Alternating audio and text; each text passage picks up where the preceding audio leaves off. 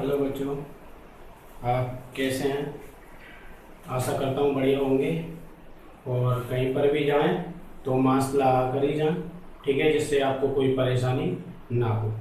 तो अब हम एक्सरसाइज नंबर आपकी फर्स्ट का 1.1 पढ़ेंगे, जिसमें प्राकृतिक वो परिमेय संख्याओं के बारे में कुछ दे रखा है। तो उसमें हमें बस इतना है, बहुत सरल सी चीज़ है। थोड़ा सा उससे पहले इन चीज़ों को डिस्कस कर लें। प्राकृतिक संख्या 0 से शुरू होती हैं और पूर्ण संख्या 1 से शुरू होती है, ठीक है। और पूर्णांक 0 प्लस माइनस 1 यानी प्लस के भी और माइनस के भी होते हैं, ठीक है। तो जो प्राकृतिक संख्या है वो हमारी नेचुरल नंबर कहलाती है, ठीक है।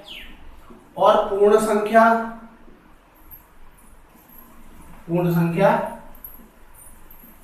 होल नंबर, और ये जो है इंटीजर, ठीक है। यानी इन्हें n से डिनोटेड करते हैं और इन्हें w से और इसे z से, ठीक है। तो हमें ये है, इन दोनों में फर्क क्या है। प्राकृतिक संख्या यानी नेचुरल नंबर 0 से शुरू होता है और पूर्ण संख्या 1 से शुरू होती है। और जो पूर्णांक है यानी इंटीजर नंबर, उसमें क्या है 0 प्लस माइनस 1 प्लस माइनस 2 होती है। अब हम बात करते हैं परिमेय संख्या की,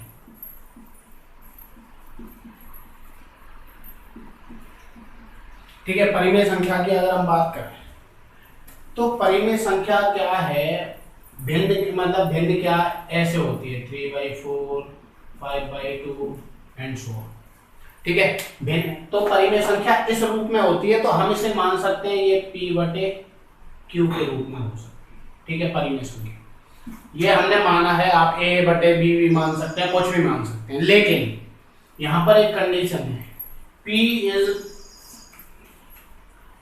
is belong to natural numbers, ठीक है। यानी p जो है प्राकृतिक संख्या हो सकता है, यानी p प्राकृतिक संख्या हो सकता है, p प्राकृतिक संख्या हो सकता है, लेकिन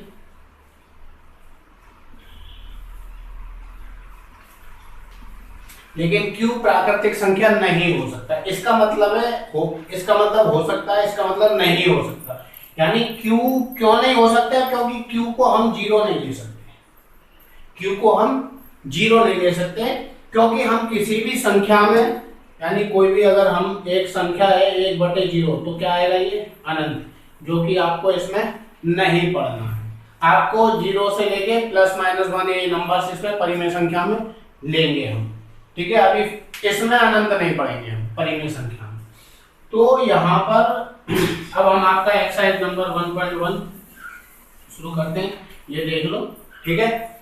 इसे वीडियो को रोककर आप देख सकते हो, मैं इसे मिटा देता हूँ। तो आपको क्या करना है 1.1 में जो आपका पहला सवाल है एनसीईआरटी का, जैसा कि आप इसमें देख सकते हो, पहला सवाल, ठीक है। तो पहला सवाल है, क्या 0 एक परिमेय संख्या है, ठीक है। तो उसने पूछा है क्या ये जो 0 है क्या वो परिमेय संख्या है। तो हमें ये पता लगाना है कि ये 0 परिमेय संख्या है या नहीं।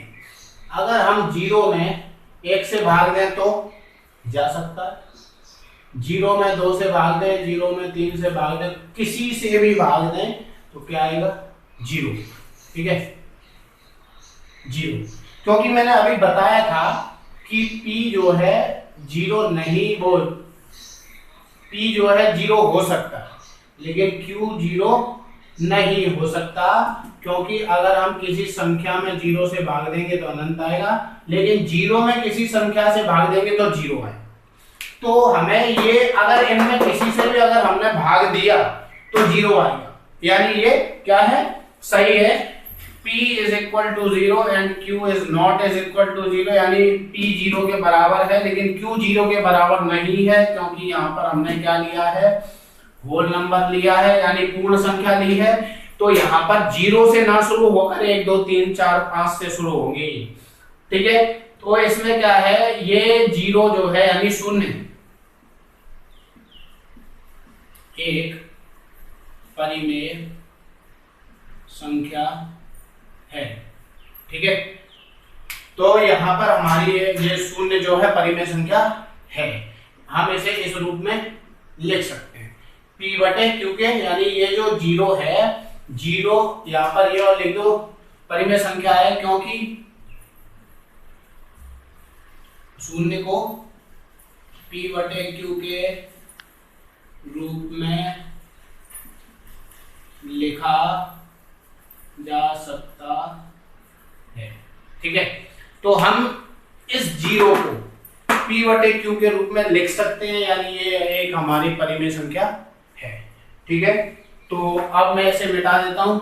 ठीक है, तो अब हम अगला सवाल देखते हैं। वीडियो को रोककर आप इसे नोट कर सकते हैं। ठीक है, इसका हम दूसरा सवाल अगर देखें, उसने क्या कहा, 3 और 4 के बीच की संख्या है, तो बीच की संख्या होगी कौन सी इसमें, 3.1 यानी 3, फिर 3.1, 3.2, 3.3, कहां तक जाएगी 3.9 और 4।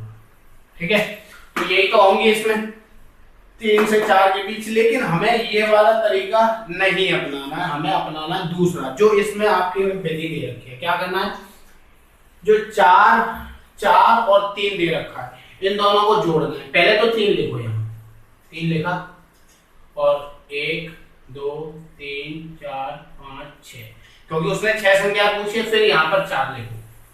ठीक है, इन दोनों के बटे में क्या लिखना है, 4 और 3 को अगर जोड़ेंगे तो कितना होगा, 7। यहाँ भी 7 लिखो और यहाँ भी 7 लिखो। तो अब क्या करना, नीचे 7 लिखा है तो ऊपर 7 का गुणा। ठीक है, तो अगर हम देखेंगे तो ये 3 बराबर ही रहेगा, 7 से 7 कट जाएगा, तो लेकिन हमें अपने रूप में लिखनी है दूसरे में। तो क्या होगा, ये 7 तिया 21 बटे 7, और यहाँ पर आ जाएगा ये 28 बटे 7, ये आ गया। अब इनके बीच की आपको पता ही चल जाएगी, क्या होगा, 22 बटे 7, 23 बटे 7, 24 बटे 7, 25 बटे 7, 26 बटे 7 और 27 बटे 7। ठीक है, अगर आपको चेक करना है ये ऐसी संख्याएं आ रही है कि नहीं, अगर इसका आप इसमें भाग दोगे तो आ जाएगी, 7 का 21 में दोगे तो 3 आएगा, इसका इसमें दोगे तो ये आएगा, इन सबका देते जाओगे तो लास्ट में यही आ जाएगा आपके पास। ठीक है, तो इसे अब हम मिटा देते हैं। ठीक है, ये आपका आंसर है, वीडियो रोक के आप देख सकते हैं। ठीक है, तो अब हम दूसरा करते हैं। जैसे आपका अगला सवाल है 3/5 डैश डैश डैश और 4/5, इनके बीच में संख्या ज्ञात करनी है। ठीक है, तो क्या करना है, कुछ भी नहीं करना है इसमें। अब आपको पता है नीचे 5 है और ऊपर 4, यानी इसका मतलब भी ये है कि ये भी 3.1/5, 3.2/5 यही आएगा, लेकिन हम इसमें थोड़ा सा बदलाव कर लें।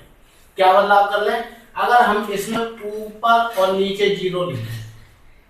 ठीक है, क्योंकि अगर हम 10 से भाग देंगे तो दोबारा से यही आया है 4/5, और ठीक है 3/5 यही आ जाएगा, तो 0 से 0 कट गई।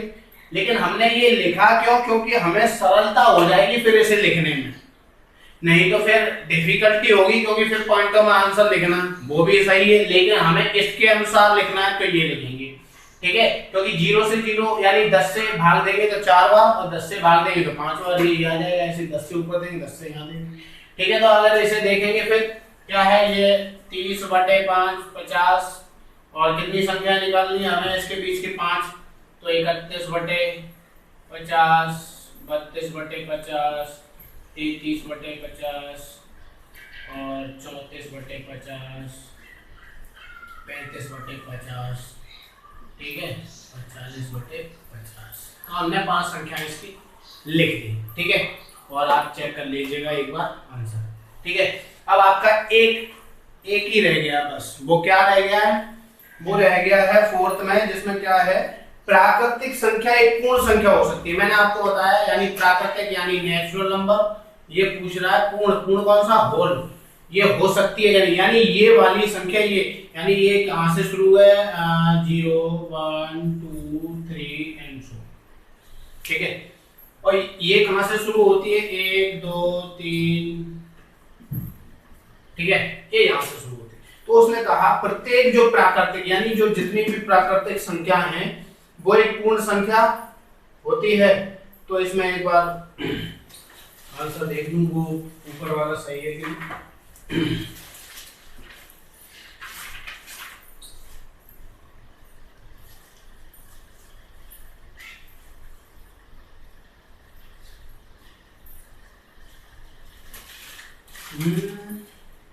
सही है, ठीक है।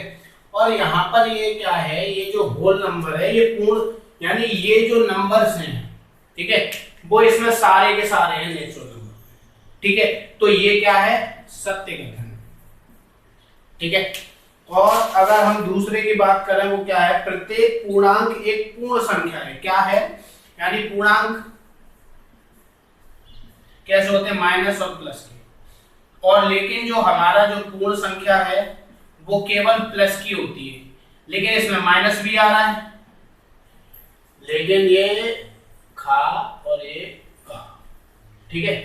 इसमें पूर्णांक है क्योंकि प्लस का भी है, माइनस का भी, दूसरा प्लस का है, यानी इसमें माइनस वाला मैच नहीं कर रहा है, यानी ये क्या है, असत्य, क्योंकि इसमें माइनस प्लस की दोनों संख्या होती है, लेकिन इसमें प्लस की संख्या होती है, इसलिए नहीं हो सकता। अगला क्या है, प्रत्येक परिमेय संख्या, यानी प्रत्येक परिमेय संख्या है, प्रत्येक परिमेय संख्या पूर्ण संख्या हो सकती है। अब जो परिमेय संख्या है वो क्या है, पॉइंटों में आंसर आएंगे। अगर हम 1/2 की बात करें तो 0.5 आएगा, लेकिन हमने अभी मैंने आपको बताया कि पूर्ण संख्या में क्या होता है, 1 2 3, यानी ये इसमें नहीं आते क्योंकि इसमें पॉइंट वाले आंसर है ही नहीं, ठीक है। तो आज के लिए इतना, अगली वीडियो के लिए कल मिलते हैं।